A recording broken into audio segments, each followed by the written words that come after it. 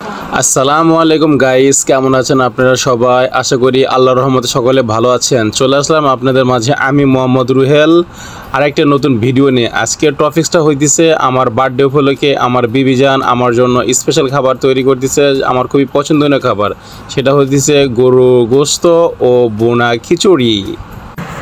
সকালে ঘুম থেকে উঠে ফ্রেশ হয়ে যখন নাস্তা খেতে বসলাম, তখন আমার বিবি জান আমার জন্য খাবার রেডি করে নিয়ে এসে দাঁড়িয়ে আছে।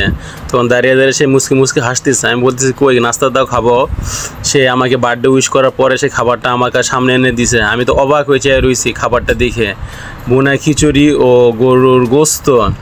সকালে যদিও পছন্দনীয় খাবার, কার না কার ভালো লাগে, সবারই ভালো লাগে। আর যেহেতু পছন্দনীয় খাবার হয়ে থাকে তখন তো আর বলার বাহিরে। তো আমার বিবিকে অসংখ্য ধন্যবাদ, আমার জন্য বার্থডে উপলক্ষে গরুর গোশত ও ভুনা খিচুড়ি রান্না করছে। আমার খুবই পছন্দনীয় একটি খাবার।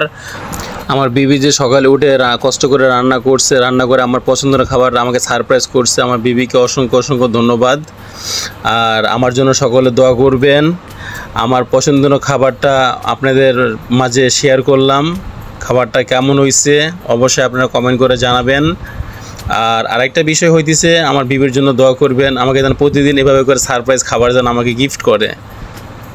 খিচুড়ি ও গরুর গোশত খেয়ে আমার কাছে অনেক ভালো লাগছে, সেই স্বাদ অনেক ভালো লাগছে।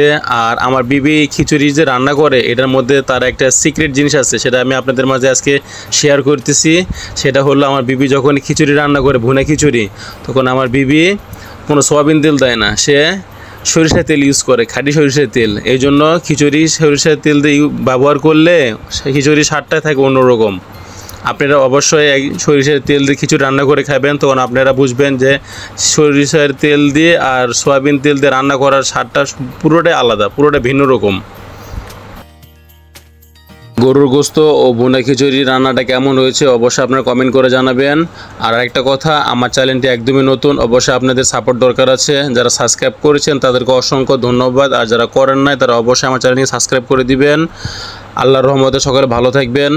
আসসালামু আলাইকুম। সকলে আমার জন্য দোয়া করবেন। আর আপনাদের প্রতি আমার ভালোবাসা ও দোয়া সারা জীবনে থাকবে। আমার জন্য সবাই দোয়া করবেন। ভালো থাকবেন, সুস্থ থাকবেন। আল্লাহ হাফেজ। আসসালামু আলাইকুম। আর আমার চ্যানেলটিকে সাবস্ক্রাইব করে দিয়ে আমার পাশে থাকবেন আর আমার জন্য দোয়া করবেন। আল্লাহ হাফেজ।